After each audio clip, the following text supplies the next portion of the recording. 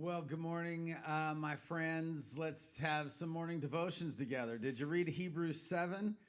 You know, all of this talk about Melchizedek, this character that just pops into the Genesis story and then pops out of the Genesis story. As you and I read that story in Genesis, it's not that amazing.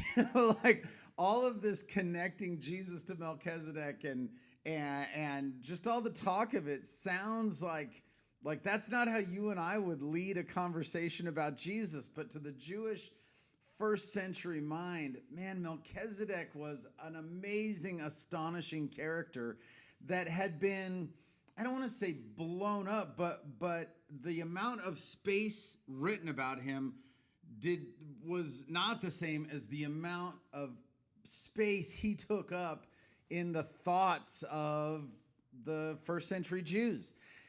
Melchizedek was so amazing. It would almost be like for a guitar player being like, you know, Jimi Hendrix, or, to say, I don't know, some kind of, to a baseball player go, this guy hits like Babe Ruth or whatever. The author of Hebrews wants to get his readers thinking about Melchizedek so he can say Jesus is even better than that. Melchizedek was amazing, took up a lot of space in their imagination for a few reasons. Partly because they knew so little about him, but also the things they did know about him were fantastic. He was the king of Salem, of Salam, the same word that they would use for shalom, for peace. So he's the king of peace, and he's a priest. So he's a king and he's a priest. And not only that, but Abraham tithes to him.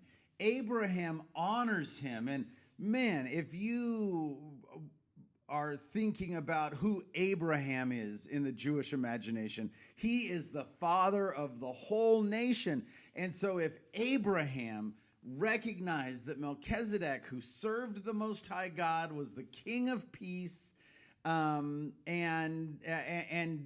was somehow greater than Abraham tithed to him instead of the other way around. Man, this is a pretty special character. Also, as you read Hebrews 7, you're reminded that it says Melchizedek had no beginning and had no end. It's probably better said to say his story has no beginning and his story has no end. It's pretty clear that this is not a deity. This is just a king who also functions as a priest, who, to the Hebrews, we don't know anything about his backstory. We also don't know what happened after this interaction with Abraham. But so to the Jewish, thinker, Melchizedek had no beginning and he had no end. He served the Most High God. Abraham sacrificed and tithed to him as a superior.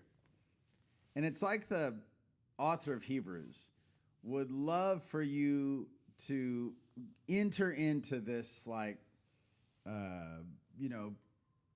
imagination of who Melchizedek was. The little we know about the real man Melchizedek really does elicit just dreaming about what a great guy he must have been and how he served the Most High God and what it means to be the king of peace and what it means to be a king and a priest at the same time. And then the author of Hebrews wants to say, now, as amazing as that story sounds, how much better is Jesus, who really had no beginning and has no end, who really is the king of the kingdom of God, and also the priest that interfaces with God for us. As you drop down, and after this discussion of Melchizedek, at the end of the chapter, it says this, verse 26, "For it was indeed fitting that we should have such a high priest," talking about Jesus. He's holy. He's different than the other priests. He's innocent.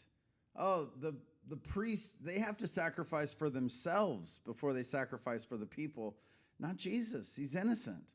He's unstained. He's separated from sinners and exalted above the heavens. What a great high priest we have.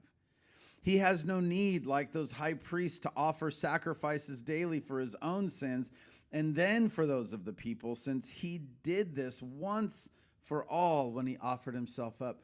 Not only is our high priest even better than Melchizedek, way better than the priests that have to sacrifice for their own sin before they sacrifice for the people, but they have to do that over and over and over again, where Jesus sacrificed, made the propitiation for sin and death once and for all. You know why we can rest? You know why we can have hope? You know why we can have peace in our heart? Because we are not in a mad scramble to figure out how to deal with our sin, but rather we look to our high priest, the God-man, Jesus Christ, who once and for all paid the price so that you could be at peace with God, at peace with your fellow man, and at peace with the world, the universe. Jesus is a better high priest even than Melchizedek. For the law appoints men in their weakness as high priests, but the word of the oath, which came later than the law, appoints a son who has been made perfect forever. One of the things that was most surprising about Melchizedek is there was no end to the story. You know, he had no end in the narrative. And the author of Hebrews takes this and says, yeah, but Jesus is actually eternal. Jesus really has no end. He is just as able to offer you redemption and forgiveness as the people who read this in the first century. Man, what are you counting on to interface between you and God? What are you counting on for the sin in your heart to make sacrifice, an appropriate sacrifice for the sin you know you have? Man, today, would you just turn to the great high priest who is eternal, who made a once and for all sacrifice to forgive you? Follow him. Live for Jesus today. Hey, have a great day. Be loved.